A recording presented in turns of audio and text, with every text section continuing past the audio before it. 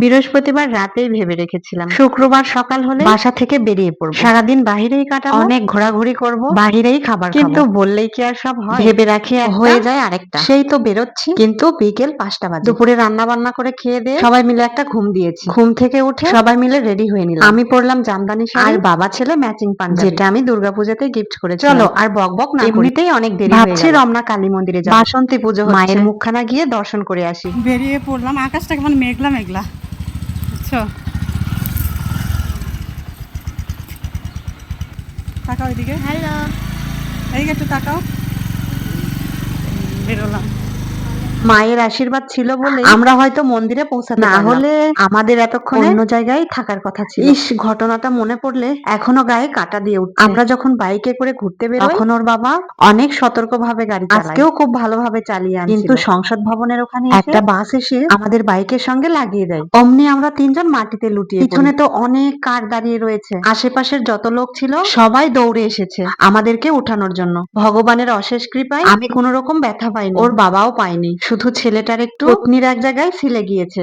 অনেক ভয় পেয়ে গিয়েছিল, বুকের ভিতরে ধকধক। ভাগ্যক্রমে ওখানে আবার পুলিশের ক্যাম্প রয়েছে, পুলিশ ভাইয়েরা বাসটাকে আটকিয়ে বাসের কাগজপত্র সব নিয়ে নেয়। ওখানে অনেক ঝামেলা, ওখানে আমাদের অনেক সময় নষ্ট, আমাদের গাড়ির একটু ক্ষতিও হয়েছে। সব ঝামেলা মিটিয়ে ভাবছিলাম বাসায় ফিরে যাব, কিন্তু ওর বাবা বলল আর কিছু হবে না। মায়ের মুখ দেখার জন্য যখন বেরিয়েছি, মায়ের মুখ দর্শন করেই যাব। তাই আবার মন্দিরে আসলাম, এসে মায়ের মুখটা দর্শন করলাম। কি সুন্দর যে মায়ের মুখ। এখানে দাঁড়িয়েছি ছবি তোলার জন্য, কিন্তু এত পরিমাণে ভিড়, সিরিয়ালে দাঁড়িয়ে রয়েছি, কি আর ছবি তুলবো? সামনে দিয়ে এত লোক দাঁড়িয়ে রয়েছে ছবি তোলার জন্য। আমাদের কখন হবে, তারপর ওনারা বসবেন ছবি তোলার জন্য। আমার তো ভীষণ লজ্জা লাগছে, ক্যামেরার সামনে ঠিক করে তাকাতেও পারছিলাম না। অনেক কষ্টে 2-3টা ছবি তুলেছি আর একটা ভিডিও নিয়েছি তোমাদেরকে দেখানোর জন্য।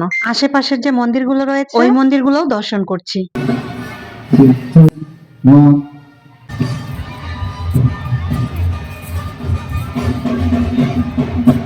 এইবার আবার মন্দিরের দিকে আসলাম, এত সুন্দর বাজনা বাজছে, কি যে দারুণ লাগছিল মুহূর্তটা।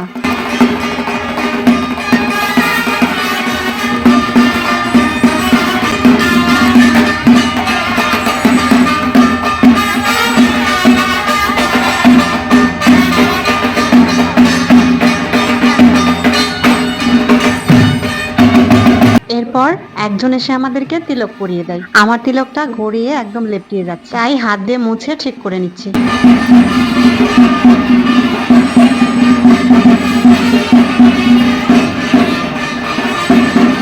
অনেক তো হলো ঘোরাফেরা, এইবার কিছু খেতে ইচ্ছা করছে, তাই খাওয়ার জন্য আবার অন্যদিকে যাচ্ছি। আর দোকানগুলোতে তো অনেক একদম সিরিয়াল পাওয়া যাচ্ছে। খাবার বলতে রয়েছে লুচি, সাথে সয়াবিন, সবজি আর ছোলা। ওই পাশে বসার মতো কোনো জায়গা নেই, তাই দোকানের পিছনে এসে বসলাম। অনেক লোকজনের ভিড়, অনেকক্ষণ হলো খাবার অর্ডার দিয়েছি, দোকানে মাত্র 2জন লোক, তারা তো হিমশিম খেয়ে যাচ্ছে খাবার দিতে দিতে। অবশেষে এই যে আমার খাবারটা, আমি নিয়েছিলাম লুচি আর মিষ্টি কুমড়ার সবজি। খাবারগুলো খুব গরম ছিল, হাতে রাখতে পারছিলাম না প্লেট। ওই খাবারগুলো খেতেই বরমশাই বলল চলো আইসক্রিম খাই। বললাম ঠিক আছে। আমি বললাম আমি কিন্তু চকবার খাবো, চকবার আইসক্রিম আমার সব থেকে বেশি পছন্দের। তো 3জনে মিলে 3টা চকবার নিয়ে নিলাম। এই গরমে কোথাও ঘুরতে গেলে আইসক্রিমই খাওয়ার জন্য পারফেক্ট।